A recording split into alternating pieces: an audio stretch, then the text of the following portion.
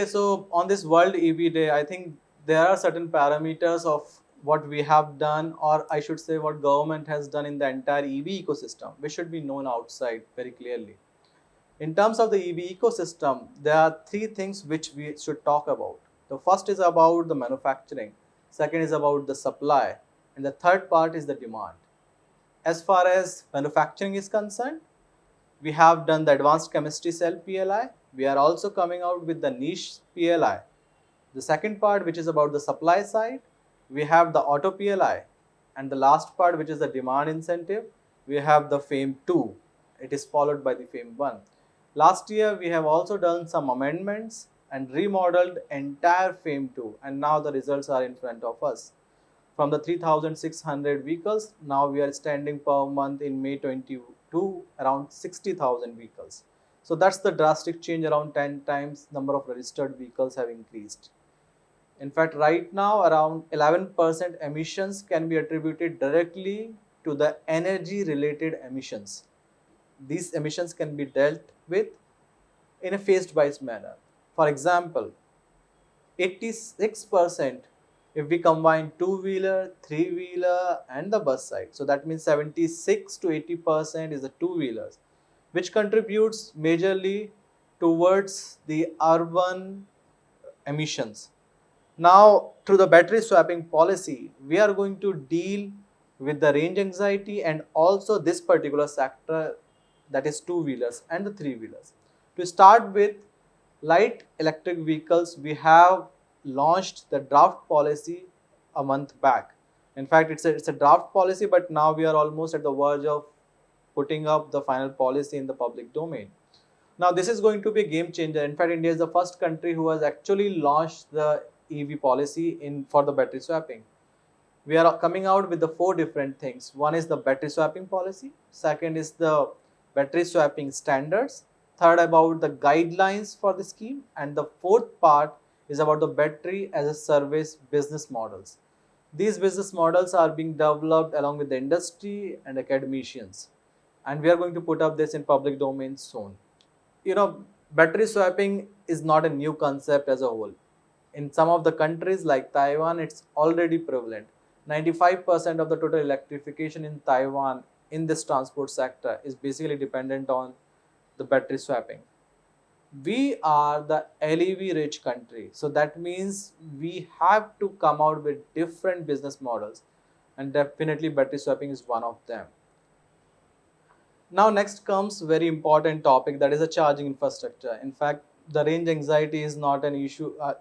It's not something which is being hidden from anyone. I have talked about the battery swapping policy, battery swapping, battery as a service. Again, in this phase also we have to come out with different models. Opportunity charging is the one towards which the work is being done. There are standards which are being built. ETD 51 committee. ETD 51 right now is working and total 34 standards are in pipeline, 17 of which are already being published. In addition to these 34 standards, we are also coming out with 4 different standards for the battery swapping. Now these standards, why these standards are very important for the charging infrastructure? Because of many reasons. One biggest reason is the safety. If you want to ensure the safety of the equipments which are being deployed outside, the standards has to be followed, the standards has to be built in, and finally the standards has to be mandated. These are the things which has been taken care right now. Now, as far as the availability of the charging infra is concerned, so we have done a survey and we found at around 67 to 70% of the people, they want to charge the vehicles at home. We call it as a destination charging. Now, destination charging has many facets. One is the home charging, second is in the malls, offices, places where you park, the metros. These are the places which are being targeted. So in 3x3 grid, we have to put up the charging infrastructure, and that is what the commitment is. Now, if you see the world over, who has led the charging infrastructure establishment? It's not the government, it's the private companies. World over, if you see, they have established the charging infrastructure network. They know more about which are the places where their customers are located, which are the places where the clusters are located. And in fact, that is why we are also supporting the industry through the spatial analysis. which are the areas, which are the cluster where these things are located. Now it comes and it boils down finally towards the industry also. It can be done in the PPP mode, that the charging infrastructure has to be established. Interoperability of the charging infrastructure has to be committed, because the asset utilization is finally, which is very, very important. Right now, the charging infrastructure which is being deployed, 6 to 7% is the utilization. To improve this utilization, there has to be the interoperability at this level also. Freight perspective, because of the ride hailing, e-commerce, rise in the urban population, 115% increase we have seen in the freight side. That increase is going to directly transform into the challenges which we are going to face from the decarbonization side. Why is it particularly that decarbonization side? Because commercial vehicles as such right now are not being thought of or being pushed towards the electrification, or so to say the green transition. Why I said this in particular is again two different reasons. One is world over the availability of the commercial vehicles from the delivery side, that means the three-wheeler side is there, but if you go upper like tipper, HTVs, LMDTs, we don't have the vehicles availability also. Even if some of the vehicles are there like Mitsubishi Canter, which was the first one, e-Canter, it is the first vehicle ever in LHDT segment, LMDT segment, which was launched as electric vehicle. Even that vehicle is not available in India.